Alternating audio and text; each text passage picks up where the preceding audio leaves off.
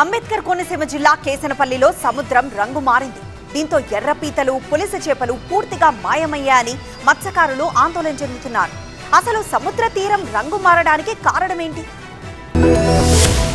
అంబేద్కర్ కోనసీమ జిల్లాలోని మల్కీపురం మండలం కేసనపల్లి, తూర్పుపాలెం తీర ప్రాంతాల్లో తీవ్ర ఆందోళనకర పరిస్థితి నెలకొంది. ఇక్కడి సముద్రపు నీరు ఒక్కసారిగా రంగు మారడమే కాకుండా తీరం వెంబడి భారీగా ఆయిల్ తెట్టు పేరుకుపోవడం స్థానికంగా కలకలం రేపుతోంది.